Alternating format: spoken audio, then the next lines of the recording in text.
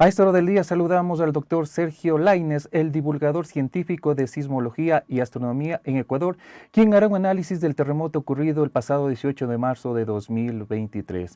Doctor Lainez, ¿cómo está? Bienvenido a este noticiero comunitario de la red Corape. Estimado, muy buenas. Es un placer para mí estar aquí presente. Gracias también a usted, doctor. Este 18 de marzo se registró un terremoto de magnitud 6.5 con epicentro en Balao, esto en la provincia del Guayas. Desde que ocurrió el movimiento telúrico se ha definido como temblor o terremoto. En este caso, ¿cuál es la clasificación correcta del evento sísmico del sábado? Es importante lo que usted me acaba de preguntar debido a que hay gente que también tiene a hacer esta pregunta muy frecuentemente, ¿no? Este evento se caracteriza como un terremoto. Todos los sismos a nivel mundial, por definición exacta y por lenguaje técnico en su totalidad, deberían ser llamados terremotos.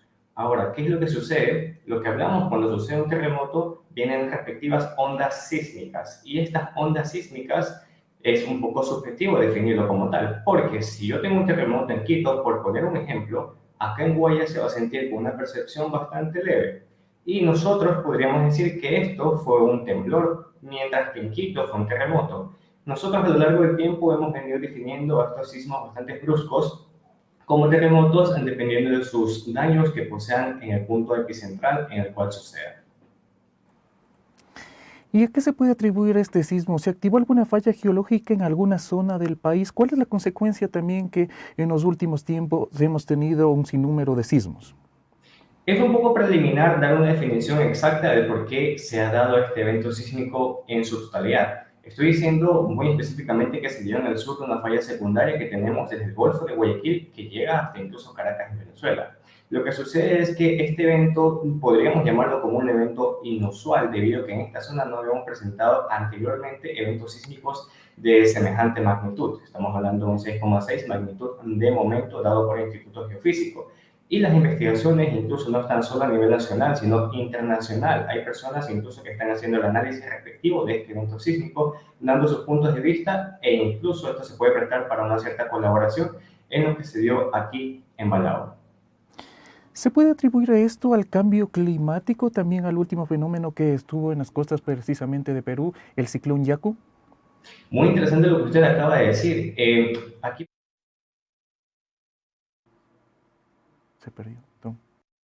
poco a poco sacando estos nudos. Estamos hablando de que hay personas que incluso han hecho sus investigaciones y dan por hecho que sucede por este tema. Sin embargo, la geología es bastante clara y la ciencia es muy precisa, por eso se puede medir. Y sucede que estos eventos sísmicos no tienen relación alguna con los fenómenos atmosféricos que poseemos actualmente en lo que es Ecuador, e incluso por un sistema de baja presión que estuvo presente en lo que es el Pacífico, de lo que es Perú, no influyó en absoluto en lo que es el sismo que se dio aquí en lo que es el Golfo de Guayaquil. Sucede que hemos tenido a lo largo de todo este tiempo bastante creencia de que el cambio de clima o incluso que el calor hace que tengamos eventos sísmicos en el país. Sin embargo, también hemos escuchado que hay veces que hay un tremendo sol y la gente suele decir, wow, en cualquier momento va a temblar, pero no sucede de esta manera. El hecho de que haya un sismo en un punto del país simplemente se trata por la dinámica que posee el planeta en la parte interna, que esto va a desencadenar a lo largo del tiempo, por total dinámica que hacen las placas, un evento sísmico, sea ya de gran magnitud o poca magnitud. Doctor, cuando ocurre un evento así, uno muchas veces se pregunta a qué se debe el impacto, los daños que ocasiona. ¿Cómo entender esto? En este caso, los impactos que ocasionan van a estar bastante atados a lo que es primero la magnitud del evento sísmico, segundo la distancia al cual se tenga del epicentro hacia la localidad más cercana y tercero el tipo de edificaciones que tengan estas ciudades o localidades cercanas. Por ejemplo, en la zona de Puná tenemos bastante presencia de licuefacción. Esto significa que el suelo por un área bastante grande tuvo una saturación y pues cambió la consistencia del mismo. En Machala, como ya vimos, tuvimos tragedia en algunas edificaciones que tuvieron construcción justamente en esta zona mencionada, en Guayaquil también, pero no al nivel de Machala, siendo Machala específicamente por temas de cercanía al epicentro que se llevó esta trágica situación. Cientos de personas en redes sociales señalaron que el movimiento sísmico de este sábado fue alertado mediante una alerta en el celular, segundos antes de sentirlo. ¿Por qué llegó la alerta a unos teléfonos? ¿Cómo se puede predecir algo así, doctor? En efecto, cuando ya hablamos de temas de predicción sísmica, pues ahí estamos sacando un poco de contexto lo que sucede. Esto es bastante sencillo. El sismo se puede medir en dos situaciones bastante inmediatas. La primera es la onda primaria, que viaja mucho más rápido que la onda secundaria. La onda primaria es detectada por, en este caso, los sismógrafos que tienen distribuidos a lo largo del país. En este caso tenemos bastantes aplicaciones que nos pueden alertar con un cierto tiempo de anticipación, siempre y cuando estemos lejos del epicentro. Una vez más lo digo, si, por poner un ejemplo, si el sismo fue en este caso en Balao y yo estoy en el propio Balao, no voy a tener tiempo en absoluto de que me alerte cualquier aplicación sísmica que yo tenga en el celular. Hoy en día el smartphone tiene una ventaja, el sistema Android está trabajando con Google para poder utilizar las alertas de sismo en tiempo real y poder enviarlas a las personas que estén con mayor distancia desde el epicentro. Por ejemplo, le pongo un ejemplo muy concreto. Aquí en Guayaquil tuvimos una alerta ya cuando el sismo tuvo el pico mayor entre la cresta de la onda mismo y el valle. Estamos hablando de la amplitud de la onda sísmica. Sin embargo, para las localidades más alejadas, por ejemplo, Salinas, por ejemplo, Quito, tuvieron un tiempo de anticipación para poder estar prevenidos en este caso el evento sísmico, y debido a que las ondas tardan un poco en llegar a la capital o en este caso incluso a Cuenca. Este terremoto del sábado dejó múltiples daños en viviendas y edificios, así como víctimas mortales que lamentar. Sobre las viviendas, hay que empezar a pensar en una protección sísmica. ¿El Ecuador necesita ya plantearse también una política de prevención de riesgos?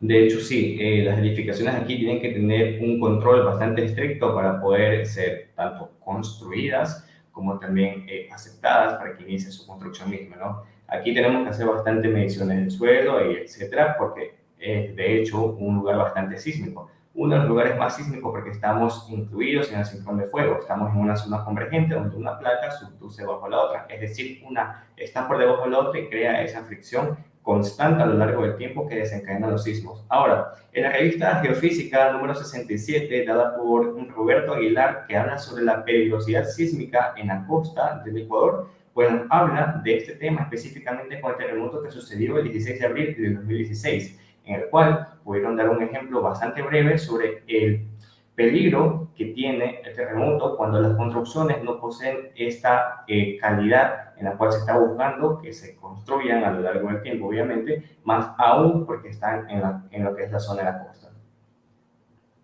Al estar también dentro de una zona sísmica, muchos de los volcanes al momento se encuentran en actividad, como es el Cotopaxi, el Sangay. ¿Qué medidas debemos tomar en cuenta para estar prevenidos, para que los daños también colaterales puedan disminuir, doctor? ¿Es posible esto? De hecho, justamente tenemos una ventaja con el Instituto Geofísico, llamémoslo de esa manera, porque ellos están en constante monitoreo de estos volcanes. Los que tuvieron mayor actividad fueron el Reventador, lo que es al norte del Ecuador, y lo que es al este del mismo, con lo que es Sangay.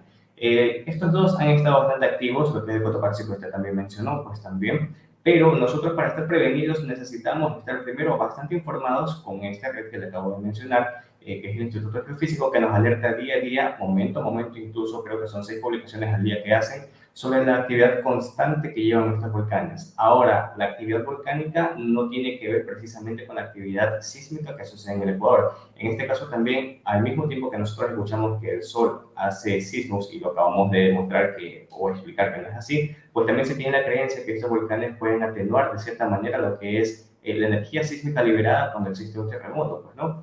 Pero tampoco sucede de esa manera. Como lo digo una vez más, la actividad volcánica es una, la actividad sísmica en el país sigue siendo otra. Expertos en gestión de riesgo han mencionado que el Ecuador no está libre, que exista un gran terremoto que podría traer mayores consecuencias a más provincias. ¿Esto es posible, doctor? Claro que sí, en efecto, nosotros bueno, hemos tenido bastante experiencia en el pasado con eventos sísmicos de gran magnitud. Aquí tengo un listado en el cual nosotros podemos expresar cuántos sismos han sentido la población de Guayaquil. En específico, sobrepasamos ya los 12 terremotos hasta el día de hoy. siendo el mayor de todos que se ha tenido registros en 1906, el 31 de enero, que sucedió en lo que es el Pacífico, frente a la costa de Pernales con una magnitud de 8.8. Evidentemente, en aquel tiempo pues no existía tanta densidad poblacional, por lo cual no surgió a un mayor daño. Pero nosotros no estamos libres de poder sufrir algún evento sísmico mayor del cual ya hemos sufrido aquí. Ojo con esto que les voy a decir, no estoy hablando solo de Guayaquil, hablo de Ecuador en general. Y específicamente donde más hay peligro es en la zona norte del Ecuador, porque los eventos sísmicos ya denominados terremotos como tal, ¿no?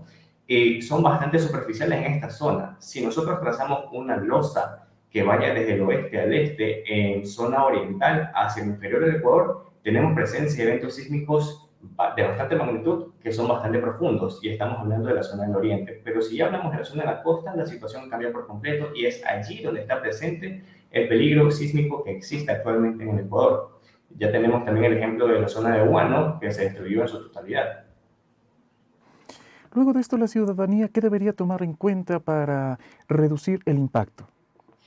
A ver, nosotros debemos tener una cultura sísmica, siempre lo he dicho. Primero, estar listos con lo que es una mochila de emergencias, con todo lo indispensable que nosotros vayamos a usar, incluso los medicamentos. Nosotros vimos con los videos que se publicaron en este sismo que sucedió en Balao y fue sentido bastante lo que es Guayaquil, que la gente empezaba a salir a las calles y se exponía al peligro debajo de los cables que teníamos en la ciudad.